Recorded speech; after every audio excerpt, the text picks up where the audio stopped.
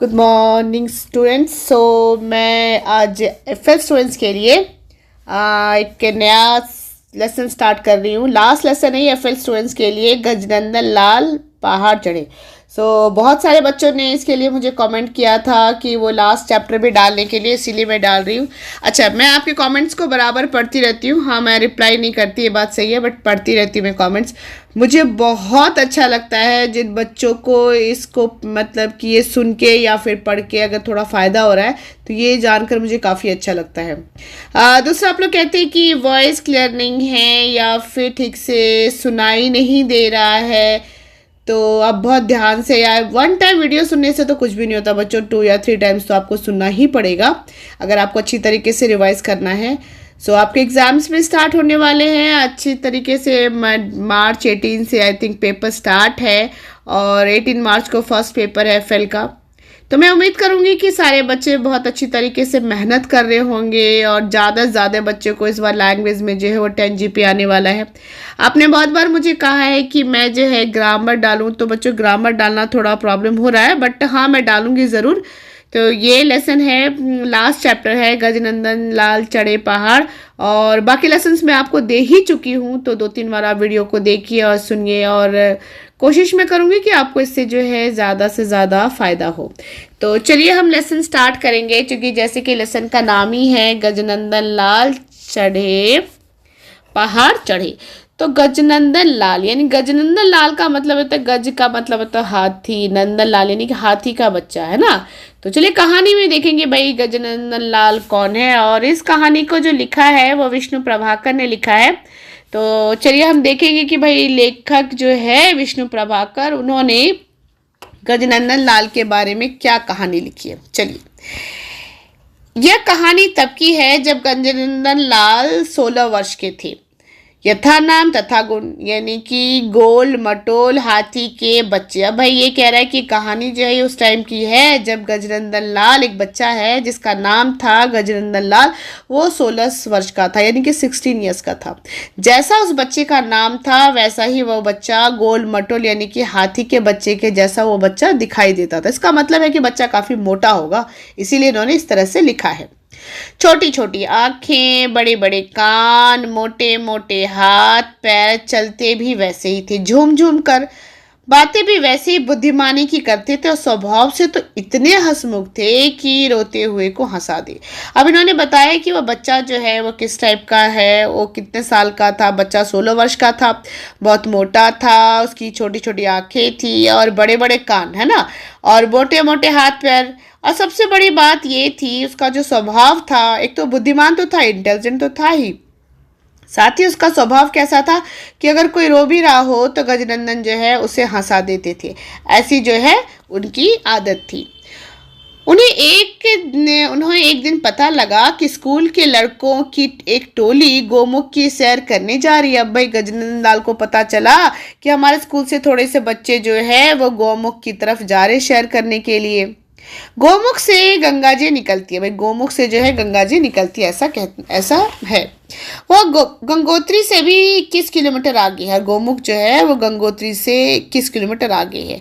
बस गजनंदन तुरंत प्रिंसिपल के सामने में हाजिर हो गए। अब गजनंदन को जब पता चला कि बच्चे जा रहे हैं तो गजनंदन क्या किया, तुरंत जो है प्रिंसिपल के पास गया और बोले, सर मैं भी जाऊंगा। प्रिंसिपल साहब ने कहा, तुम पहाड़ चढ़ोगे? तुमसे तो अपना ही शरीर नहीं संभलता। प्रिंसिपल ने कहा, करे तुम पहाड़ चढ़ोगे? भाई तुम तो इतने मोटे हो कि तुमसे तो अपना शरीर ही नहीं संभलता। गजनंदन लाल ने मुस्कुराते हुए जवाब दिया, सर शरीर अपना फिक्र आप करेगा, हमें तो देखना यह है कि मेरे जाने से कितने लाभ होंगे। तो गजनंदन, जब प्रिंसिपल ने कहा कि भाई तुम चलोगे, तुम तो इतने मोटे हो, तुम कैसे चढ़ सकोगे, और फिर तुम्हारा शरीर भी इतना भारी है कि तुम उसको खुद ही नहीं संभाल पाते हो, तो गजनंदन ने क्या बोला कि शरीर अपना फिक्र जो है वो खुद करेगा। और उसने कहा कि देखने की बात तो ये है कि भाई जब मैं जाऊंगा तो उससे कितना फायदा होगा। प्रिंसिपल अचरज से हंसे पूछा। भाई प्रिंसिपल बड़ा आश्चर्य में पड़ा और हंसा, और फिर उसने पूछा, क्या क्या लाभ होंगे? प्रिंसिपल ने बोला कि अच्छा भाई बताओ क्या क्या लाभ होंगे। बताओ तो जरा, तुम तो 5 आदमियों का राशन डकार जाओगे। उसने कहा कि अच्छा अब जरा बताओ तुम्हें क्या क्या लाभ होता है, तुम तो 5 आदमी के राशन जो है वो एक ही बार में खा जाते हो। वो तो ठीक है सर। गजनंदन ने कहा कि अच्छा आप जो बोल रहे हो वो बात तो ठीक है। गजनंदन ने बिना हिचकते जवाब दिया, लेकिन मुझे सर्दी भी तो कम लगेगी। उसने क्या बोला, मुझे ठंड भी तो कम लगती है। ठंडी हवा को मेरी हड्डी तक जाने का रास्ता कहाँ मिलेगा, इसीलिए मैं सदा चुस्त रहूंगा। उसने बोला कि भाई मुझे ठंड भी कम लगेगी और मेरा शरीर जो कितना मोटा है तो मेरे हड्डी तक जो है ठंड को जाने के रास्ता नहीं मिलेगा, इसीलिए मैं कैसा रहूंगा, चुस्त। तो यह तो हुआ एक लाभ। उसने कहा ये तो एक फायदा हुआ। अब दूसरा सुनिए, जब मेरे साथी थक जाएंगे और हिम्मत हार बैठेंगे तब मैं उन्हें हंसा हंसा कर फिर से तरोताजा कर दूंगा। मुझे देखकर उनकी हिम्मत लौट आएगी। उसने बोला कि जब मेरे दोस्त थक जाएंगे तो मैं उन्हें बहुत हंसाऊंगा और फिर से उनकी हिम्मत लौट आएगी। तीसरा लाभ तो सबसे महत्वपूर्ण है। उसने कहा कि तीसरा लाभ तो सबसे ज्यादा महत्वपूर्ण है। मान लीजिए हमें कहीं रस्सी बांधने की जरूरत हुई और वहां चट्टान ना हुई तो मेरे शरीर से ये काम बेखटे लिया जाएगा। भाई बेखटे का मतलब होता है कि बिना रुके हुए, बिना बाधे के। मैं अपने पैर बर्फ में गड़ा लूंगा। उसने कहा कि अगर मान लो कि कहीं पे कोई मुसीबत आई और रस्सी बांधने की जरूरत पड़ी इस चट्टान में, तो मैं क्या करूंगा, मेरे शरीर से उस रस्सी को आसानी से बांधा जा सकता है, क्योंकि मैं अपने पैर को क्या करूंगा, बर्फ में गाड़ लूंगा, यानी बर्फ के अंदर थोड़ा अंदर तक लेके जाऊंगा। यह सुनना ही था कि सभी लोग ठहाका मारकर हंस पड़े। इस बात से सभी लोग जोर से हंसने लगे। गजनंदन भी खूब हंसे, इतने कि उनकी तोत हिलने लग गई। भाई इतनी जोर से हंसा, तोत का मतलब क्या होता है, पेट, उसका पेट भी, स्टमक, वो भी हिलने लगा। जरा शांति हुई तो बड़ी विनम्रता से निवेदन किया। अब जब थोड़ा माहौल शांत हुआ, सबने थोड़ा हंसना कम किया, तो उसने फिर से निवेदन किया, सर एक लाभ तो मेरा भी होगा कि मेरा वजन कुछ कम हो जाएगा। उसने बोला कि सर एक फायदा तो मेरा भी है, हाँ इससे मेरा वजन थोड़ा कम हो जाएगा। हाँ हाँ ये तो हमने सोचा ही नहीं। प्रिंसिपल ने क्या बोला, अरे रे रे ये बात तो हमने सोचा ही नहीं था। प्रिंसिपल बोले तुम जरूर जाओ। क्या कहा प्रिंसिपल ने, अच्छा ऐसा है तो तुम जरूर जाओ। और इस प्रकार गजनंदन की पहाड़ पर चढ़ने की कहानी शुरू हुई। तैयारी पर तैयारी होने लगी।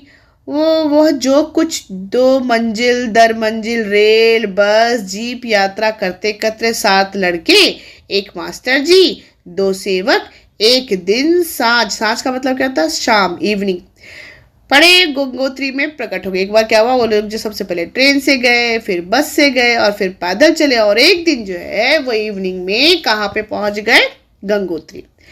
वहां पर दूर दूर तक आदमियों का पता नहीं था, सब कहीं सन्नाटा। वहां दिल्ली की गहमा गहमी, यहाँ कहाँ चुप्पी, और दूर दराज तक कहीं कुछ नहीं था। चारों तरफ क्या था, सन्नाटा छाया हुआ था। क्या वो बोल रहे हैं कि भाई दिल्ली में कहाँ इतना ट्रैफिक रहता है, हल्ला रहता है, और ये गंगोत्री के पास में जो है वो एकदम शांत था। पर ऊंची ऊंची बर्फीले चोटियों पर सूरज की किरणें चमक रही थी। नीचे से आती गंगा की कल कल ध्वनि से बड़ा प्यारा संगीत था, और धीरे छोटी सी गंगा की नदी जो है वहां से बह रही थी। उसकी जो आवाज आ रही थी, यानी कि पहाड़ी के ऊपर से जो पानी गिर रहा था, उसकी आवाज ऐसा लग रहा था कि कोई बहुत अच्छा सा संगीत हो। बच्चे थक कर, भूल कर, मग्न मुग्ध होकर इधर उधर देखने का। बच्चे चूंकि बहुत थक चुके थे, इसीलिए वो जो है ध्यान से उसकी आवाजों को देखने लगे और जो जंगल था उसको देखने लगे। तभी एक स्वामी जी वहां आए, और वे वहीं रहते थे और वे ही उन्हें गोमुख ले जाने वाले थे। वहां पे तभी एक स्वामी जी आए, वो चूंकि वहीं रहते थे इसीलिए बच्चों को जो है गोमुख ले जाने के लिए आए। उन्होंने सबसे पहले उन्हें गरम गरम दूध के साथ साथ एक गोली दी। जैसे स्वामी जी आए, चूंकि बच्चे काफी भूखे थे और थके भी हुए थे, इसीलिए उन्होंने बच्चों को गरम गरम दूध दिया और एक गोली दिया। उसे खाकर दूध पी लो। उन्होंने कहा कि भाई ये गोली खा लो और दूध पी लो, बिस्तर तैयार है, सो जाओ, कल सवेरे हम आगे बढ़ेंगे। उन्होंने बच्चों को कहा कि भाई आप लोग बहुत थके हुए हैं, इसीलिए ये टैबलेट खा लो, दूध पी लो और सो जाओ, और कल सुबह जो है हम लोग यहाँ से आगे निकलेंगे। बच्चे थक तो रहे ही थे, सर्दी भी खूब थी, बस दूध पीकर बिस्तर में घुस गए। क्योंकि बच्चे बहुत थक चुके थे, इसीलिए ठंड भी बहुत थी ना, तो इसीलिए बच्चे क्या हुआ, बिस्तर में जाकर जल्दी से सो गए। स्वामी जी उन्हें कहानी सुनाते रहे, गजनंदन फुलझड़ी छोड़ते रहे, इसीलिए वे कब सो गए पता नहीं लगा। उनके जो क्या कहते हैं स्वामी जी थे वो कहानियां सुना रहे थे और गजनंदन जो है खर्राटे भर रहे थे, पता नहीं कब उनको आंख लग गई और सब लोग जो है सो गए। सवेरे जब आंख खुली तो बाहर सुनहरी धूप चमक रही थी। गजनंदन कूद कर चबूतरे पे आ गए, बोले देखो देखो यहाँ मेरे कितने साथी पहले से ही मौजूद है। अब गजनंदन चूंकि बड़े हंसमुख थे, बड़े मजाकिया टाइप के थे, तो उन्होंने कहा अरे देखो देखो मेरे कितने सारे दोस्त यहाँ पर है। अब वो दोस्त पता है किसको बोल रहे थे? वो जो बड़े बड़े पहाड़ थे ना उसको बोल रहे थे। साथी विद्यार्थी चकित होकर बोले तुम्हारे साथी कहाँ हैं? गजनंदन ने उत्तर दिया क्यों, ये पहाड़ जो है वहां बड़े होकर मैं भी तो ऐसा ही लगूंगा, काला काला भारी भरकम भूधराकार शरीर। उसने कहा कि जब मैं बड़ा हूंगा तो मैं भी तो ऐसे ही दिखूंगा, काला काला भारी भरकम सा मैं भी इसी तरह से दिखने वाला हूँ। लड़के खूब हंसे। तुमने अपने भाइयों को बहुत जल्दी पहचान लिया।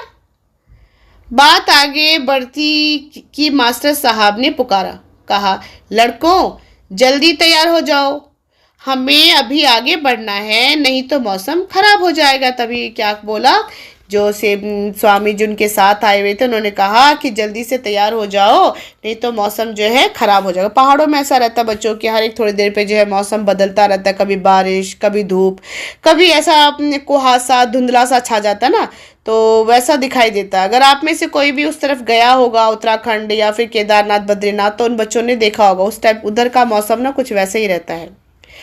बस फिर क्या था, बच्चों ने तुरंत बिस्तर बांधा, राशन बांधी, स्काउटिंग की पोशाक पहनी और कंधे पर थैली बांधी और उनमें भरा जरूरी सामान, मेवा मिश्री दवाई बिस्किट वगैरह वगैरह। जैसे भाई स्वामी जी ने आवाज़ दिया वैसे बच्चों ने क्या किया, जल्दी से सामान बांधा और मेवा था बिस्किट जो भी उनके मतलब ज़रूरी सामान थे वो उन्होंने बच्चों ने जल्दी जल्दी क्या किया, फटाफट अपने बैग में रख लिया। गजनंदन बीच बीच में हर चीज को चखते। अब गजनंदन ने भी अपना बैग तैयार किया और अपने बैग में से हर चीज को थोड़ा थोड़ा करके वो टेस्ट कर रहा था, खाता रहा, मतलब थोड़ी थोड़ी देर के बाद में खा रहा था। झूम झूम कर तारीफ करता, कभी बाहर भागते तो कभी अंदर। मास्टर साहब बोले गजनंदन तुम इस तरह तो जल्दी ही थक जाओगे, अभी तो ऊपर चढ़ना है। अब मास्टर जी ने क्या बोला कि गजनंदन अगर आप तुम इस तरह से चलोगे तो जल्दी थक जाओगे, हमें तो आगे ऊपर बहुत पहाड़ी पर चढ़ना है। गजनंदन ने उत्तर दिया सर उसी का तो अभ्यास कर रहा हूँ। जल्दी से स्वामी जी की कुटिया में आइए, गरम गरम हलवा हमारे स्वागत में आंखें बिछाए बैठा है। बच्चों यहाँ पर वर्ड आया है आंखें बिछाए बैठना, इसका मतलब इस वर्ड को आप अंडरलाइन करिए, इसका मतलब होता है इंतजार करना। उसी तरह से यहाँ पर वर्ड आया स्वागत, तो स्वागत का मतलब क्या होता है, स्वागत का संधि क्या है, सु प्लस आगत, ठीक है, तो आप इसको अंडरलाइन करिए। अगर हम पुनरुक्ति शब्द की बात करेंगे तो गरम गरम हलवा, ये जो गरम गरम है ये पुनरुक्ति शब्द है। तो देखिए एक लाइन में 3 ग्रामर आ चुका है ना, तो ये आपको जो है ध्यान रखना पड़ेगा। इसे ग्रहण कीजिए, उससे कस्तूरी पड़ी है और कस्तूरी हिरण की नाभि में पैदा होता है। हिरन कूदते हैं तो सो हम भी कूदेंगे। उन्होंने कहा कि भाई इस हलवे में जो कस्तूरी है और कस्तूरी जो है वो हिरन के नाभि यानी कि उसके पेट के पास में कस्तूरी रहता है। इस प्रकार हंसते हंसते चढ़ाई आरंभ हुई और बच्चे जो है इस प्रकार धीरे धीरे हंसते हंसते चढ़ाई चढ़ने लगे। गोमुख जाने वाली पगडंडी बड़ी सकड़ी थी। सकड़ी का मतलब क्या होता है, छोटा सा रास्ता। जब जो वहाँ पे गोमुख वो लोग जा रहे थे, पगडंडी मतलब रास्ता कैसा था, बहुत ही छोटा सा था, मतलब एक आदमी ऐसा ही एक आदमी जा सकते हैं ऐसा रास्ता था। एक लड़की ने जिसका नाम भोला शंकर था मास्टर जी से कहा सर पगडंडी पर गजनंदन कैसे चलेगा, कहीं उसका तोंद ना अड़ गई तो। अब बच्चे जो थे ये मजाक से बोलने लगे कि सर गजनंदन कैसे जागे इस रास्ते से, उसका जो पेट है, तोंद का मतलब क्या होता है पेट, उसका पेट अगर इस पहाड़ी में फंस गया तो। मास्टर जी ने मुस्कुरा कर कहा जरा आगे देखो, स्वामी जी के साथ साथ चल रहा है। तभी मास्टर जी ने क्या बोला, तुम ये बात कर रहे हो, जरा आगे जाके देखो, स्वामी जी के साथ चल रहा है। अचरज से विद्यार्थी ने देखा कि सचमुच वह स्वामी जी के साथ चल रहा है। वहीं से चिल्लाकर उसने कहा भोला शंकर दिल्ली में तो एक कुतुब मीनार है, लेकिन यहाँ इतनी इतनी कि गिन भी ना सको। तभी उसने बोला, शंकर को बोला कि भाई दिल्ली में तो एक ही कुतुब मीनार है, यहाँ पे देखो कितने सारे हैं, तुम उसको गिन भी नहीं सकते हो। बाप रे, सचमुच ये तो डरावनी है, बोला शंकर ने कांपते हुए ऊपर देखा। एक भी गिर पड़ी तो? अब उसने कहा कि अरे बाप रे, ये तो बहुत डरावनी है। इसका दोस्त जो था बोला शंकर, उसने कहा कि अगर एक भी गिर पड़ा तो क्या होगा। गजनंदन जो उनके आने तक वहीं रुक गया, बोला, गिरे तो गिरे, स्वामी जी कहते हैं कि पहाड़ में ना तो सोचते हैं और ना रुकते हैं, बस चलते हैं। उसने बोला गिरेगा तो गिरेगा, लेकिन स्वामी जी कहते हैं कि भाई पहाड़ में जो है ना तो चलते हैं ना तो रुकते हैं और ना ही क्या बोलते हैं, पहाड़ में ना तो सोचते हैं ना ही रुकते हैं, बस सिर्फ चलते ही रहते हैं। हम रुक भी गए तो मीनार थोड़ी रुकेगा। तुम्हें डर लगता है तो जोर से हंसो, हंसने से डर दूर भाग जाता है। उसने क्या बोला गजनंदन ने, अगर तुमको डर लग रहा है तो जोर से हंसो। कहते हैं कि हंसने से क्या होता है, डर भी दूर भाग जाता है। वह जोर जोर से हंसने लगा। हंसी तो छूत का रोग है, वही कहा जाता है कि एक हंसेगा तो उसके पीछे सब हंसेंगे, इसीलिए हंसी को छूत का रोग बोला है। गजनंदन भी हंस पड़े और हंसते हंसते उन भयानक रास्तों को ऐसे पार कर गए जैसे बतखे पानी में तैरती है। गजनंदन भी हंसने लगा और वो जितना भयानक रास्ता है उसको इन्होंने इतनी आसानी से पार कर लिया, मतलब क्रॉस कर लिया, जैसे पानी में बतख तैरता है। स्वामी जी खुश होकर गजनंदन का राशन दुगुना कर दिया। स्वामी जी ने क्या बोला कि भाई खुश होकर गजनंदन का राशन जो है दुगुना कर दे। बच्चों दुगुना को आप अंडरलाइन करिए, ये कौन सा समास है मालूम है आपको? दुगुना जो है वो द्विगु समास है, क्योंकि इसमें दो गुना यानी कि इसमें नंबर आता है, जिसमें भी संख्या आता है ना, वो कौन सा समास होता है, वो द्विगु समास होता है। रास्ते में उन्हें भोजपत्र के पेड़ देखे, जड़ी बूटी देखी, जंगली भेड़ों का गिरोह देखा, तुतराम नाम के जानवर की पूंछ देखी, रीछ के पंजों के निशान देखे और देखते देखते हंसते हंसते वे पहुंच गए गोमुख। अब भाई जब वो जाने लगे तो उन्होंने रास्ते में बहुत कुछ देखा, भोजपत्र है, जड़ी बूटी, दवाइयाँ देखी, कुछ जंगली जानवर, भेड़ देखा है ना, और क्या बोलते हैं, रीछ के पंजों के निशान, इस तरह से उन्होंने बहुत सारी चीजें देखी और देखते देखते जो है वो कहाँ पहुंच गए, गोमुख। गोमुख बर्फ के पहाड़ से बनाई गई गुफा को कहते हैं। भाई आप अंडरलाइन करिए, कई बार आपको पूछा जाता है कि गोमुख किसे कहते हैं, तो गोमुख जो है बर्फ से बनी हुई पहाड़ की गुफा को गोमुख कहते हैं। इसी में से गंगा नदी तेजी से बहती हुई बाहर आती। कहते हैं कि गोमुख में से जो है ना गंगा नदी जो है उसमें से बाहर आती है।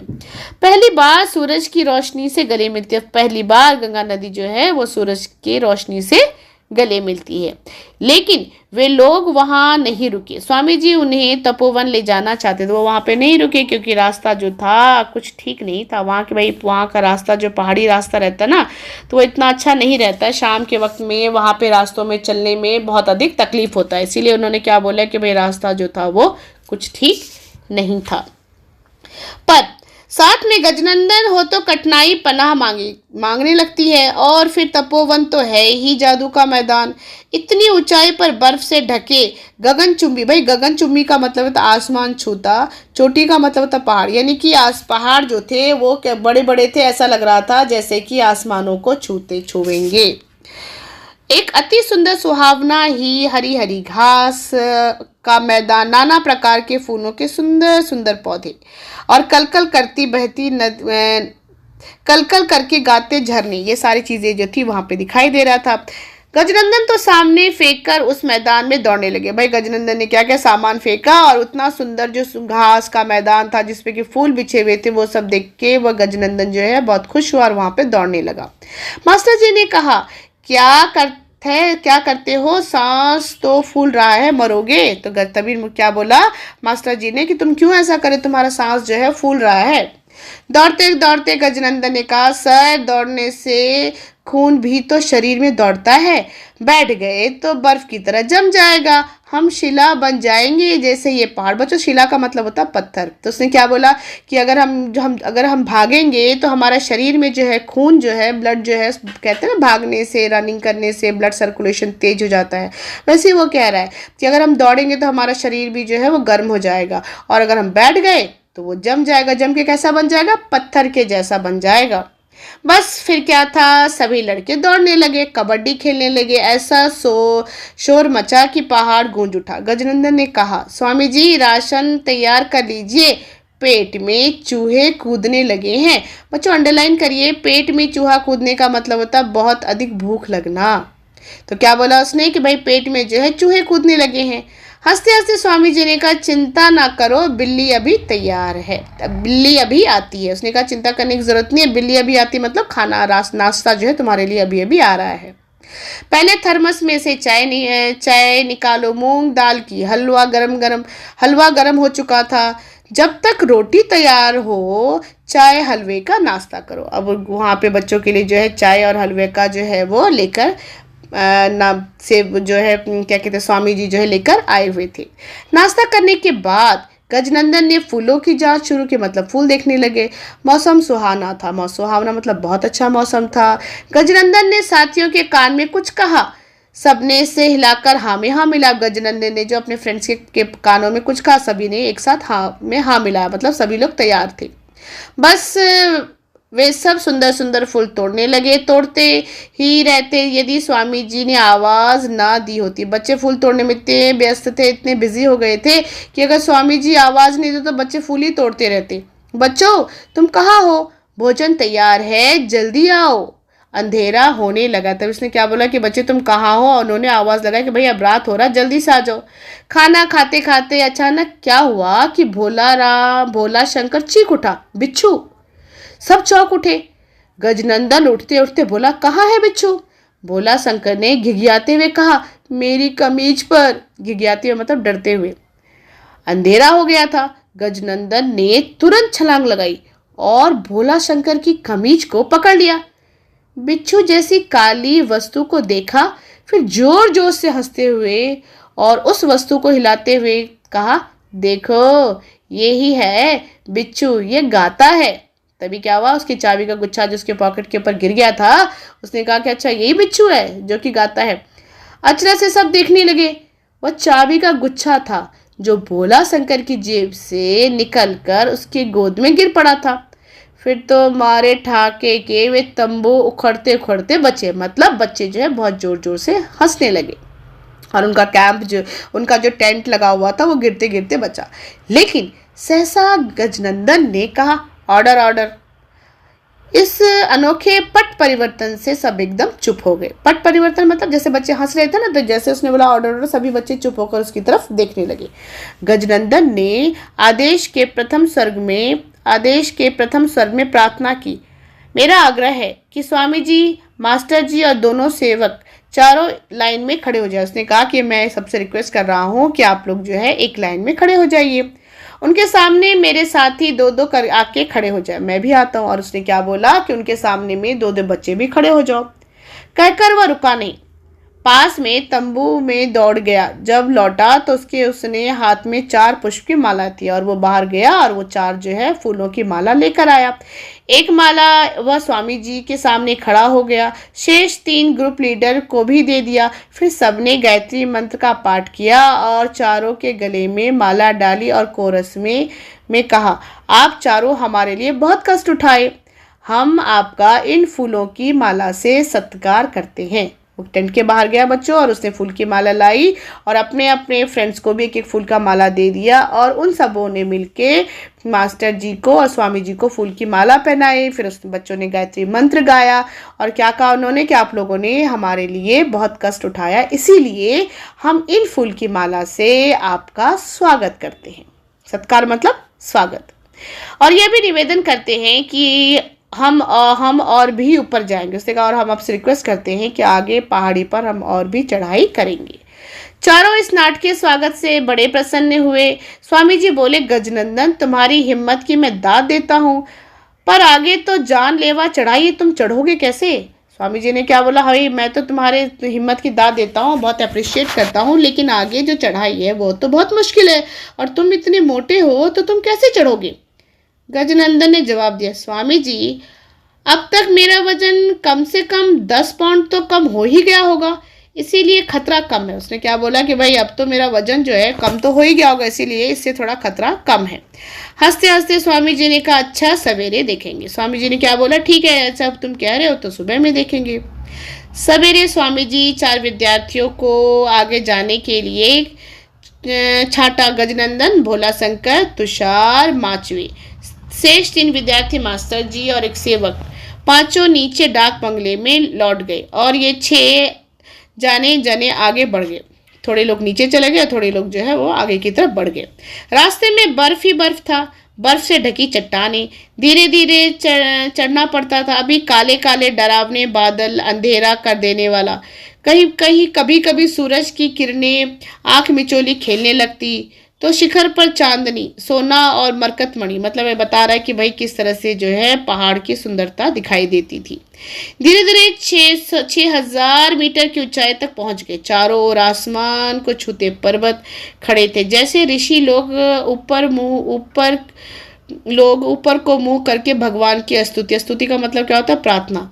6,000 मीटर का मतलब है भी तो आसमान में 5-6 किलोमीटर ऊपर चढ़ना। यहाँ पहुंचकर विद्यार्थी चुप हो गए, लेकिन गजनंदन कहाँ मानने वाला था। बोले स्वामी जी हमारे बड़े बड़े कवि यहाँ अवश्य आए होंगे। अब भाई बच्चे तो शोर मचा रहे थे, लेकिन गजनंदन जो था कहाँ सुनने वाला था। उसने क्या बोला कि हमारे जो बड़े बड़े वो थे, कवि लोग थे, वो यहाँ जरूर आए होंगे। स्वामी जी ने कहा क्यों, तुम्हें कैसे पता लगा। गजनंदन ने बड़े शांत भाव से कहा नहीं तो महाकवि इकबाल कैसे लिखते, पर्वत वह सबसे ऊंचा हमसाया आसमां का, वह संतरी हमारा वह पासवा हमारा। और रविंद्रनाथ गाते गाते अंबर चुभती भाल हिमालय शुभ्र तुषार किरीटनी। गजनंदन की ये बातें सबकी थकान को दूर कर देती। जब वे सब अपना राष्ट्र ध्वज वहां गाड़ रहे थे, वह बराबर सारे जहां से अच्छा हिंदुस्तां हमारा, जनगण मन और वंदे मातरम गा रहा था। जब बच्चे वहां पे झंडा लगा रहे थे तो उस टाइम पे गजनंदन जो है वो राष्ट्रीय गीत गा रहा था। यहीं से वे लौट पड़े क्योंकि रात दूर नहीं थी, उतर गई। उत्साह भी था, लड़के दौड़ने लगे। गजनंदन सबसे आगे था। स्वामी जी ने बहुत समझाया, अल्हड़ बच्चों के कान कहाँ होते। ये भाई लोक युक्ति, अल्हड़ बच्चों के कान कहाँ होते, जो नादान बच्चे होते हैं वो कहाँ कोई बात सुनते हैं। सेवक तंबू ठीक करने लगा और आग जलाने चला गया। सेवक जो था वो तंबू को, टेंट को ठीक करने लगा और आग जलाने के लिए वो आगे निकल गया। रास्ते में एक झील पड़ी थी, पूरी की पूरी बर्फ से ढकी। लड़के ने सोचा पत्थर में चलना बड़ा कष्टकर है, क्योंकि यह झील ही पत्थर पर होकर चले। तो बच्चों ने सोचा कि भाई पत्थर में चलना मुश्किल हो रहा है, क्यों ना भाई ये जो झील है इसी के ऊपर पैर रख के चलते, क्योंकि वो तो पूरा बर्फ बन चुका था। पर वे नहीं जानते थे कि बीच बीच में बर्फ कच्ची भी है। जैसे ही वे बीच में पहुंचे, एकाएक भोला शंकर के पैर के नीचे की बर्फ फट गई और वह नीचे झील में गड़ गया। क्या हुआ, जैसे ही बच्चे ने अब उस झील के ऊपर चलने लगे, वैसे थोड़ी थोड़ी बीच में जो था वो झील, मतलब बर्फ जो था वो कच्चा था। तो भोला शंकर जैसे इस पे पैर रखा, वैसे ही भोला शंकर का पैर जो है वो अंदर की तरफ चला गया। गिरते गिरते वह चीखा। सबने उसे देखा। एक क्षण से तो सब डर के मारे कांप गए, लेकिन गजनंदन ने तुरंत चिल्लाकर कहा, तुषार यहाँ चट्टान नहीं है, तुम बर्फ से गड़े हो और गहरा करो। माचवे तुम लंबे हो, रस्सी को भोला शंकर के पास फेंको। तभी उसने क्या बोला कि ये जो है गड्ढा नहीं है बल्कि बर्फ का गड्ढा, तुम बर्फ को अपने दूसरे पैर से मार के उस गड्ढे को थोड़ा बड़ा करो और रस्सी फेंको। फिर भोला शंकर को डांटकर कहा, रस्सी पकड़ जल्दी मूर्ख, नहीं तो जम जाएगा। फिर उसने अपने दोस्त भोला शंकर की तरफ रस्सी फेंका और उसने क्या बोला कि भाई जल्दी से रस्सी पकड़, नहीं तो तू जम जाएगा। डरना नहीं, रस्सी मेरी कमर में बंधी है जो तेरी कमर से 3 गुना मोटी। उसने बोला परेशान होने की जरूरत नहीं है, रस्सी जो है मैंने अपनी कमर में बांध ली है जो कि तेरी कमर से 3 गुना मोटा है। मतलब तू तो बहुत पतला सा है, मैं बहुत मोटा हूँ। वह कहते कहते उसने रस्सी का दूसरा छोरा अपनी कमर में लपेटा और गड्ढे में कूद गया। उसने क्या किया, रस्सी का जो दूसरा वाला साइड था उसको उसने अपने कमर में बांध लिया और वहां पे पास में ही एक गड्ढा था, उसमें कूद गया। तब तक तब तक चीख सुनकर स्वामी जी भी वहां पर आ गए। तब तक आवाज़ सुना तो स्वामी जी भी भागकर आ गए। उन्होंने यह सब देखा तो सस कर उठे, लेकिन समय कहाँ था। डांटते हुए भोला शंकर को आदेश दिया, रस्सी के सहारे किनारे की ओर बढ़ो। डांटने से साहस पैदा होता। फिर उन्होंने भोला शंकर को गुस्सा करके बोला कि जल्दी से रस्सी पकड़ो और साइड से निकलो, विशेषकर खतरे में। भोला शंकर की ठंड के मारे अकड़ रहा था। वह डांट से उस रस्सी गर्मी आई, रस्सी के सहारे सहारे वह किनारे पर आ गया। स्वामी जी ने तुरंत उसे उठा लिया और गजनंदन भी बाहर आ गया। जब तक स्वामी जी भोला शंकर के गीले कपड़े उतारते, उसने अपना चमड़े वाला कोट उतारा और कहा, स्वामी जी यह कोट उसे पहना दो। मैं ठहरा हाथी का बच्चा, मेरी हड्डियों तक पहुंचने की राह ठंड को नहीं मिलेगी। उसने क्या देखा कि भाई जो उसका दोस्त था भोला शंकर, उसके कपड़े गीले हो चुके थे, तो स्वामी जी उसके कपड़े जो है चेंज कर रहे थे। तभी क्या हुआ कि गजनंदन ने क्या किया, अपना जो जैकेट था वो उसने उसको दे दिया, कहा कि स्वामी जी इसको पहना दो, नहीं तो उसको ठंड लग जाएगी। अब भाई मैं तो बहुत मोटा हूँ और मेरे शरीर तक जो है ठंडी हवा जो है वो पहुंच नहीं पाएगी। सभी गजनंदन की बातों पर हंस पड़े। फिर स्वामी जी ने भोला शंकर को कस्तूरी दी, गरम गरम चाय दिया। फिर कहा, हमें तुरंत अपने तंबू में पहुंचना चाहिए, यहाँ रहना खतरनाक है। उसने बोला कि हमें जल्दी से अपने तंबू में पहुंचना चाहिए, यहाँ पर पहुंचना जो है वो खतरनाक है, यानी कि मुश्किल भरा है। जब संकट सामने आ जाता है तो साहस भी दूर नहीं रहता। स्वामी जी ने भोला शंकर को बहुत दूर तक पीठ पर बांधे रखा। अब स्वामी जी जो है भोला शंकर को बहुत दूर तक अपनी पीठ पर बांध के ले जा रहे थे। उसी तरह उसने तपोवन पार किया, गोमुख पहुंचे। सफेद अंधेरा काला बन चुका था, जो दिन का उजाला था वो अंधेरा में बदल गया था। ऊंची ऊंची चोटियां उसमें खो गई थी। भाई रात था तो पहाड़ी दिखाई नहीं दे रहा था, लेकिन उनका तंबू लगा था, उनकी राह देख रहा था। आग जल रही थी, बस खाना गर्म करना था। सब प्रसन्न हो उठे। आग के चारों ओर बैठकर चाय पीने, सभी खुश हो गए और आग के चारों तरफ बैठ के सब लोग जो है वो क्या करने लगे, चाय पीने लगे। भोला शंकर भी तब तक सब कुछ भूल चुका था। लेटा लेटा वह सबकी बातें सुन रहा था। तभी तुषार ने कहा, डाक बंगले में मास्टर जी हमारा राह देख रहे होंगे। बच्चों, राह देखना मतलब होता रास्ता देखना। तभी उसने क्या बोला कि नीचे जो डाक बंगला है उसमें जो है मास्टर जी हमको हमारा इंतजार कर रहे होंगे। गजनंदन ने उत्तर दिया, चिंता मत करो, मैं यहाँ से 5 किलोमीटर ही तो है, मैं अभी देसी टेलीफोन से बात करता हूँ। उसने बोला कि परेशान होने की ज़रूरत नहीं है, सिर्फ 5 किलोमीटर तो है। देखो मैं अभी यहाँ से जो है एक देसी टेलीफोन बनाता हूँ और उससे बातें करता हूँ। और उसने देखते देखते वह गंगा के किनारे गया, डाक बंगले की ओर मुँह किया और जोर से बोला, मास्टर जी मैं गजनंदन हाथी का बच्चा गोमुख से बोल रहा हूँ। हम आज रात नहीं आ रहे हैं, कल सवेरे आएंगे, सब ठीक है? एक क्षण बाद उधर से हल्की आवाज गूंजी, ठीक है, सुन लिया। उसके बाद वे फिर आग के चारों ओर आकर बैठ गए। जब तक खाना तैयार हो गजनंदन उनको कहानियां सुनाता रहा, पैरोडी सुनाता रहा, हंसता रहा। उसने यह प्रमाणित कर दिया कि मोटे लोग मोटे ही नहीं होते, खुश दिल ही नहीं होते बल्कि दिल बड़े भी होते हैं और साथ में दिमाग वाले भी होते हैं। तो बच्चों ये था कहानी जिसका नाम था गजनंदन लाल चढ़े पहाड़। ठीक है, तो ये मैंने आपको बताया। अच्छा, अभी बात है इसमें जो है क्वेश्चन आंसर है, देखेंगे। लेंदी क्वेश्चन है, गजनंदन लाल ने गोमुख की सैर के लिए प्रिंसिपल से अनुमति कैसे ली? भाई आपको पता है कि गोमुख की सैर के लिए क्या बोला उसने, क्या क्या कहा था। अनुमति का मतलब होता परमिशन लेना। परमिशन लेने के लिए उसने क्या क्या कहा था, तो इसमें हम ऐसा लिख सकते हैं। पॉइंट नंबर 1, गजनंदन लाल ने प्रिंसिपल साहब से अपने जाने से होने वाले लाभ के बारे में बात करके अनुमति प्राप्त की। पहली बात उसने क्या बोला था प्रिंसिपल को कि भाई मुझे मेरे जाने से वहाँ क्या क्या फ़ायदा होगा, ये सारी बातें उसने बताई थी। अच्छा, मैं यहाँ पे पॉइंट तो बोल रही हूँ लेकिन आपको एग्जाम में पॉइंट में नहीं लिखना है, पैराग्राफ में लिखना है। दूसरा पॉइंट हम ये बोल सकते हैं कि ठंडी हवा को उसकी हड्डी तक जाने का रास्ता नहीं मिलेगा, इसीलिए उसे सर्दी नहीं लगेगी। ये दूसरा पॉइंट हो गया।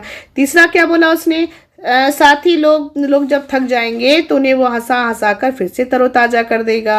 चौथा क्या बोला, अगर कहीं रस्सी बांधने की ज़रूरत हुई और वहाँ चट्टान ना हुआ तो वो अपना पैर बर्फ में गाड़ लेगा और कमर में रस्सी बांध सकता है ना। एक लाभ उसका भी होगा कि भाई उसका वजन कुछ कम हो जाएगा। इस प्रकार गजनंदन लाल ने गौमुख की सैर के लिए अनुमति ली। ठीक है, तो आप इस क्वेश्चन के आंसर इस तरह से दे सकते हैं। दूसरा क्वेश्चन क्या है? दूसरा क्वेश्चन है, स्वामी जी के द्वारा गजनंदन लाल का राशन दुगुना करने का कारण क्या था?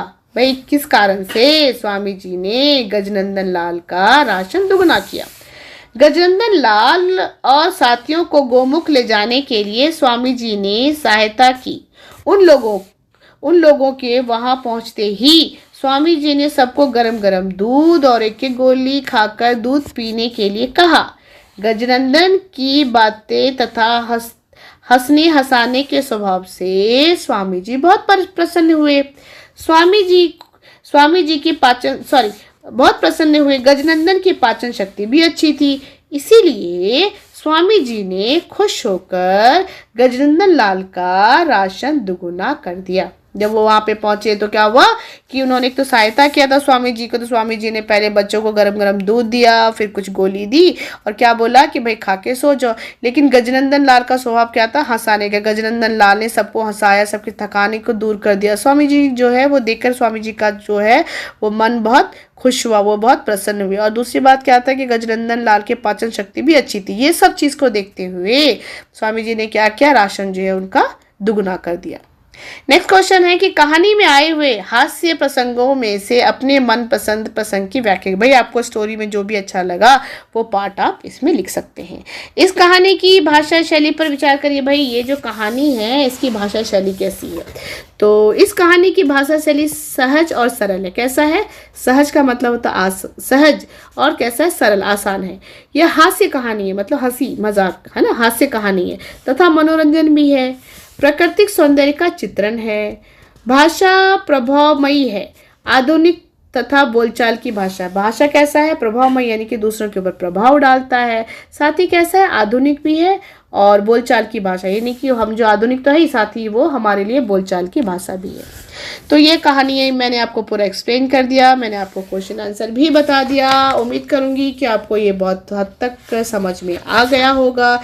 इस लेसन में शायद आपको कोई कठिनाई नहीं रही होगी। अगर आपको कुछ डाउट है या किसी लेसन के बारे में आपको नहीं बताया गया है या आपको समझ में नहीं आया है कुछ, अगर आप और भी चाहते हैं तो आप कमेंट सेक्शन में देते रहिए, लिखते रहिए। मैं डेफिनेटली हर एक बच्चे का कमेंट ज़रूर पढ़ती हूँ। मेरे इस चैनल को लाइक, सब्सक्राइब और शेयर ज़्यादा से ज़्यादा करिए बच्चों। मेरे पास अभी सिर्फ 1500 ही सब्सक्राइबर हुए, आप ज़्यादा से ज़्यादा करिए, ठीक है। और मैं उम्मीद करूँगी कि आप सबको इस जो कल्पना हिंदी क्लासेस है इससे बहुत सारे फ़ायदे मिलेंगे। और हाँ, मैं ट्राई करूँगी, कोशिश करूँगी पूरा कि मैं इसमें से कोई क्वेश्चन पेपर दे सकूँ, ताकि आप बच्चों को ये समझ में आए कि भाई बोर्ड के एग्ज़ाम्स में हमें क्वेश्चन पेपर कैसे लिखना है, ठीक है। तो मैं अब लेसन बंद करती हूँ। Okay, thank you.